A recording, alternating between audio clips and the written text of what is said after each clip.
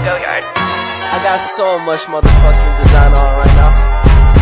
Break it down, bring it back, make it clap. I got 3 old thoughts, new block, where that damn bitches on my line, and you know they come straight. Hold up, what it not, 45, stupid cash like whoa. How you fucking with these hoes up? Skripsi yang pertama yaitu kajian intertekstual dalam novel Aku Rapuh Dalam Kasihmu karya Winda Zisti dan Tinta Cinta Siti Hawa karya Della Firayaman oleh Suryani Universitas Muhammadiyah Makassar. Selanjutnya yang akan dibahas pada bab 3 yaitu metode penelitian, yaitu ada metode penelitian, sumber data, dan teknik. Pada bab 4, hasil penelitian dan pembahasan, yaitu hasil penelitian, pembahasan, dan kesimpulan. Nah, dalam novel Aku Rapuh Dalam Kasihmu karya Winda Zisti dan novel Tinta Cinta Siti Hawa karya Della Firayaman merupakan novel yang menampilkan latar yang berbeda. Namun keduanya sama-sama menceritakan kehidupan di lingkungan anak sekolah, beserta konflik percintaan yang mengharu biru bagi pembacanya. Bertolak dari pendapat di atas, penulis bermaksud mengkaji hubungan intertekstual novel Aku Rapuh Dalam Kasihmu karya Winda Zisti dan novel Tinta Cinta Siti Hawa karya Della Firayaman. Hal yang mendasari kajian ini dilihat dari segi tema, latar, alur, sudut pandang, tokoh, dan penokohan. Nah, yang pertama yaitu tema. Tema novel Aku Rapuh Dalam Kasihmu yaitu mengenai percintaan tokoh utama yang berisikan perjalanan hidup tokoh. Tema novel Tinta Cinta Siti Hawa juga membahas tentang percintaan, tetapi di dalam novel ini terdapat pula perjuangan mempertahankan agama. Nah, yang kedua yaitu alur. Alur novel Aku Rapuh Dalam Kasihmu yaitu alur campuran. Alur novel Tinta Cinta Siti Hawa yaitu juga alur campuran. Nah, yang ketiga yaitu tokoh dan penokohan. Tokoh novel Aku Rapuh Dalam Kasihmu yaitu ada Zika, Niko, Sila, Rio, Ayah Zika, Ibu Zika, Biyuna, dan Tante Lina.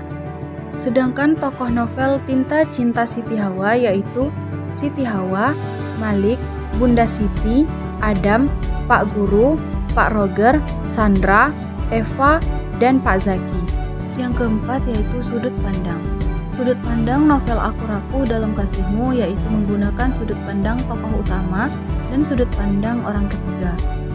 Sedangkan sudut pandang novel Tinta Cinta Siti Hawa yaitu menggunakan sudut pandang tokoh utama dan sudut pandang orang ketiga.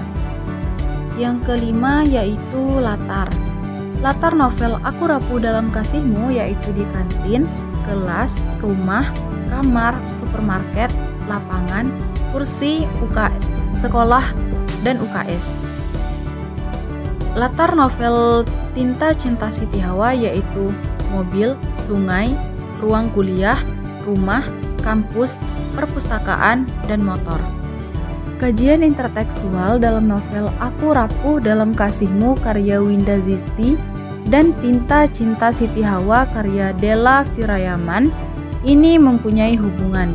Berdasarkan data-data yang ditemukan oleh penulis, novel Aku Rapuh Dalam Kasihmu karya Winda Zisti dan novel Tinta Cinta Siti Hawa karya Della Firayaman memiliki tema dan sudut pandang yang sama. Selain memiliki tema dan sudut pandang yang sama, pola alur yang digunakan oleh kedua novel tersebut menggunakan pola alur yang sama, yakni alur campuran. Pada skripsi yang kedua yaitu kajian intertekstual pada novel Sang Pemimpi karya Andrea Hirata dan Sepatu Dahlan karya Krishna Pabikara oleh Haria Oktaviani Universitas Tanjung Pura. Yang akan dibahas yaitu pada bab 3 metode penelitian, yaitu ada metode deskriptif dan pengumpulan data. Pada bab 4 pembahasan, yang pertama teks hipogram, yang kedua teks transformasi pada tema, tokoh dan penokohan, alur, dan latar di dalam novel Sang Pemimpi dan Sepatu Dahlan. Yang pertama yaitu tema. Di dalam unsur tema, kedua novel ini memiliki keterkaitan yang kuat, di mana keduanya sama-sama mengangkat tema mengenai mimpi. Tema utama tersebut yaitu tema keluarga, pendidikan, dan sahabat. Novel Sang Pemimpi bercerita tentang mimpi tokoh cerita untuk melanjutkan kuliah di Prancis. Dan novel Sepatu Dahlan bercerita tentang mimpi seorang anak untuk memiliki sepeda dan sepatu. Yang kedua, tokoh dan penokohan. Tokoh utama memiliki kesamaan karakter dan latar belakang. Pada kedua kutipan tersebut terlihat bahwa latar belakang kedua tokoh sama, yaitu berasal dari keluarga miskin yang tidak menyerah untuk mendapatkan pendidikan dan berani untuk memiliki mimpi dalam kemiskinan mereka. Tokoh ayah yang memiliki kesamaan, pendiam, tegas, disiplin, namun sangat penyayang. Yang ketiga, alur. Novel Sang Pemimpi memiliki alur maju mundur, sedangkan novel Sepatu Dahlan memiliki alur maju. Yang keempat yaitu latar. Memiliki latar waktu peristiwa yang sama. Di novel Sang Pemimpi digambarkan keadaan PT Timah yang bangkrut dan krisis moneter pada cerita Sepatu Dahlan. Yang kelima, latar tempat. Novel Sang Pemimpi berkisah di Magai dan Belitung, dan Sepatu Dahlan berkisah tentang masyarakat Jawa di Kebon Dalem, Madiun.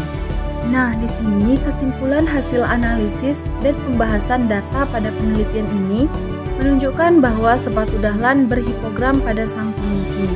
Hal ini terlihat pada hasil analisis yang dilakukan pada 4 masalah, yaitu tema, tokoh dan penokohan, alur, dan latar. Pada masing-masing analisis, karya Krishna Pabikara, yaitu novel Sepatu Dahlan, menunjukkan adanya hubungan intertekstual dengan karya Andrea Hirata, yaitu pada novel Sang Pemimpi. Hubungan intertekstual tersebut sangat tampak jelas pada analisis masalah tema. Keduanya mengangkat tema yang sama, yaitu mimpi, pendidikan, keluarga, dan persahabatan. Pada analisis kedua juga tampak beberapa tokoh tambahan yang memiliki kesamaan karakter dan tokoh utama kedua novel ini, menunjukkan karakter yang sama dengan latar belakang yang juga tidak jauh berbeda. Pada skripsi ketiga yaitu kajian intertekstual novel Surat Kecil untuk Tuhan karya Agnes Davonar dengan novel Air Mata Surga karya E. Rokajat Asura oleh Dayang Atika Kurniawati Martono dan Agus Wartiningsih Universitas Tanjung Pura. Latar terbagi 3, yaitu latar tempat, waktu, dan latar sosial. Latar tempat merupakan tempat kejadian suatu peristiwa yang terjadi dalam cerita.